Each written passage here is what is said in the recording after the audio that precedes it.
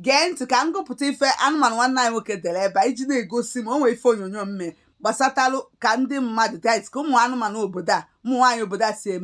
si emegide ụmụ anụmanụ nwanne anyị nwoke. So ya nwa wee dee ife a n'under that post a iji gosi na ọ bụrụ ọsọ ụmụ anụmanụ nwaanyị obodo a bụ ife na-emegide ụmụ anụmanụ nwanne anyị nwoke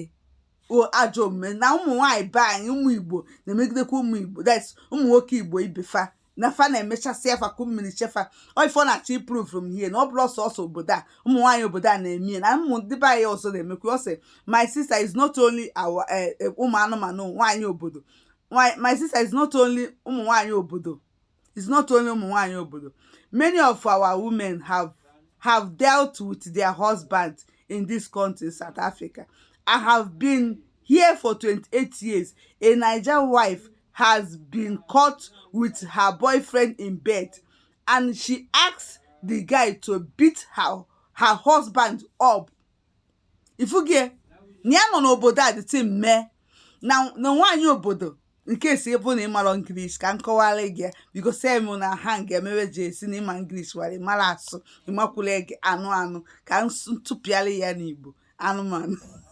Ọ sị na nwaanyị Igbo anọtara n'obodo a bịazi kpọbatazie nwoke na bed ife ọ na-agwazi anyị bụ nwoke ọkpọbata nwoke Igbo ọzọkwa ka nwoke obodo ka ọ kpọbata wụchi mana ya bụrụ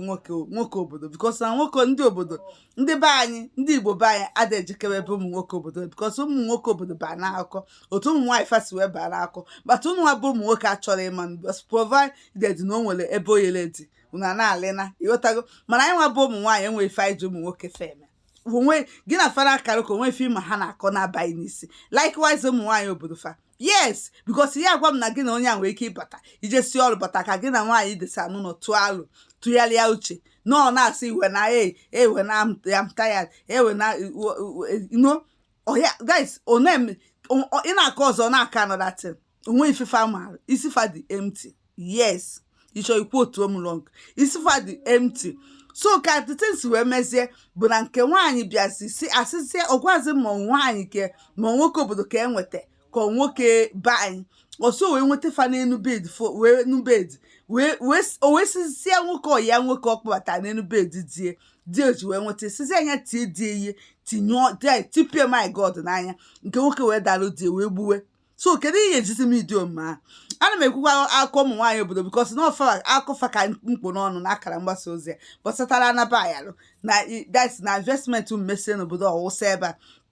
ya bụ basically mbezi emino that na ndị be anyị adịrọ njọ. Enwere some of ndị be anyị kwado njọ ezisi ndị story a lot njisha story ụmụ nwaanyị be anyị ifefa na-emekwa ụmụ nwaanyị dịfa mana nke ụmụ unu bụ ụmụ anụmanụ dịfa na-emefa ebe a kali. So nke ọbụla bịara ebe a nyụcha ya anya because ndị ukwu na-anyụcha ya karịrị akarị ifuge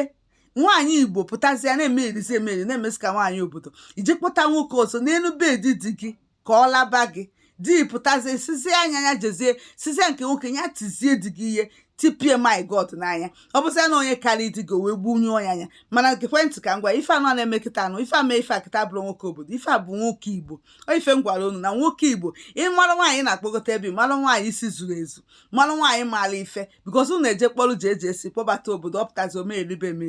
ma ndị isi akpakọrọ ọnụ ifuge ọ bụzi ya because oche na ihe oche n'obodo a bụ ọbịa ọfụ na ife ọbụla ife oche ka obodo a bụ because mgbe anyị na-abịa iche n'obodo a bụ obodo oyibo ịghọtago onye abatazia omelibezie ya za akọntrol nwe onwe omelibe imagine nwaanyị Igbo idubatazi nwoke ndị nwoke Igbo ka i wee fụ na agwa m na nwoke Igbo na-anarụ ndị mmadụ nwunye fa odubatazi nwoke Igbo n'enube editie nwoke Igbo abụzi ọsịkwazi ya bụ ekwesị nwoke Igbo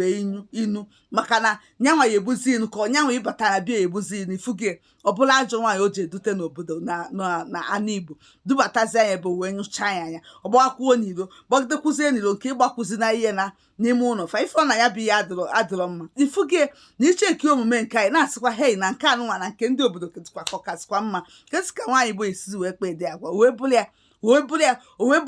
bụrụ ya ma bụrụ okwu si na-akpọta nwaanyị n'obodo mara ịdị nwaanyị na-akpọta ife ọmụnwa mbụrụ